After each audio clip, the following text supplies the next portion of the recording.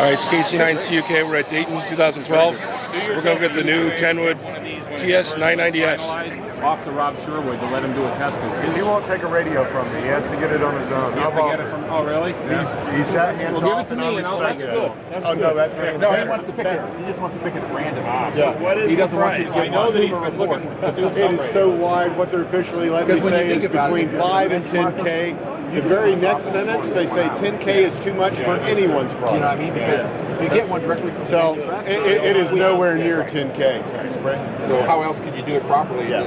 Drool. Kind of like a consumer report. Yeah. Hey, Phil. KC9CUK, remember me last year? Yeah, I'm making a YouTube sensation. Give me the spiel on the 990.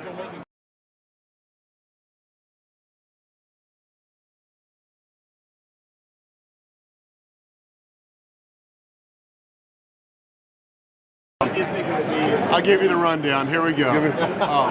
The sub receiver is a 590, so it's mainly down conversion. The main receiver is completely down conversion. 5 roofing filters in the main band. You start out with a 300, a 500, a 2.7, a 6 kc, and a 15 kc roofing filter.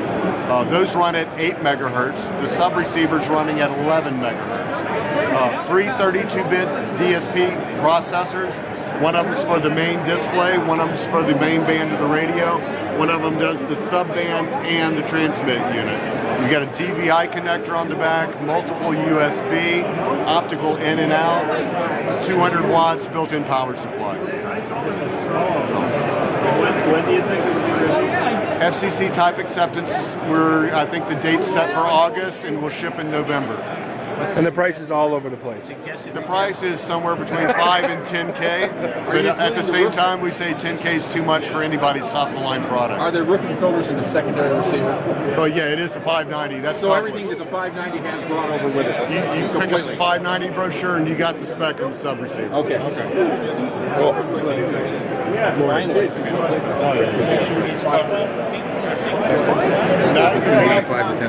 All right, guys.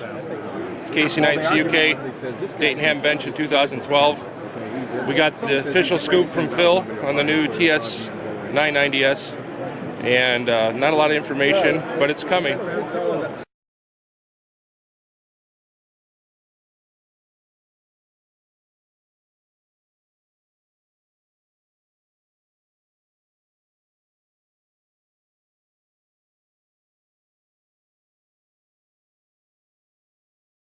To FTDX 3000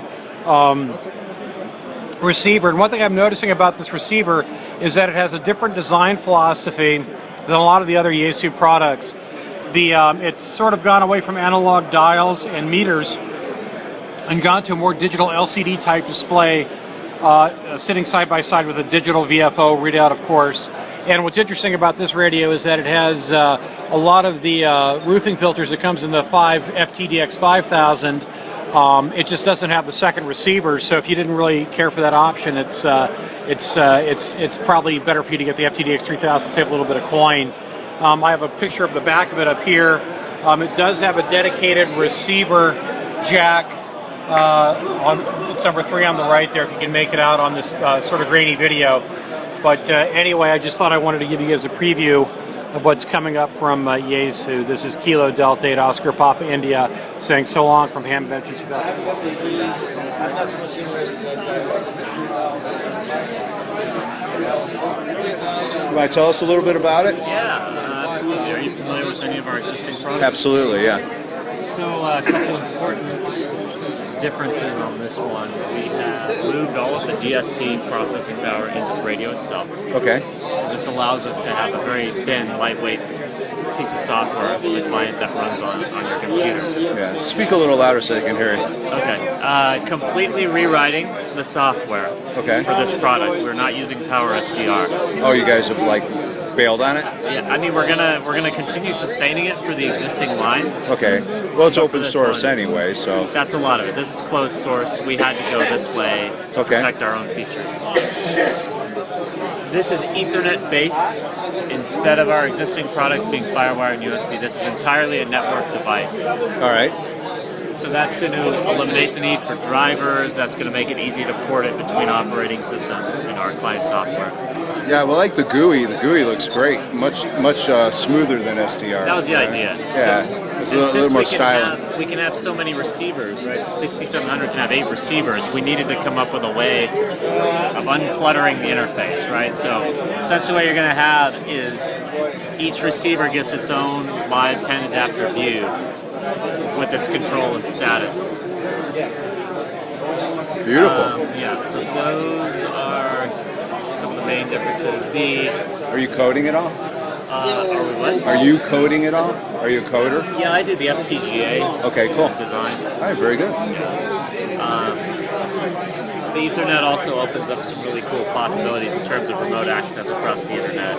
Very good. Multi-user kind of stuff where multiple people log in and they get their own receiver and use their. Wow, that would be slick. Yeah. Possibilities are neat. Possibilities are wide open. What about networking within a group, like contesting and that sort of thing? So in other words, like you have 5 guys in a facility and they want to tie into it. I mean, is that available currently? No. Currently, we are still under heavy software development. This is in fact a mock-up of the software. We're not shipping this until the end of the year. All right, so you're still in beta then. So yeah. Okay. We're still adding features. All right. Thank you very much.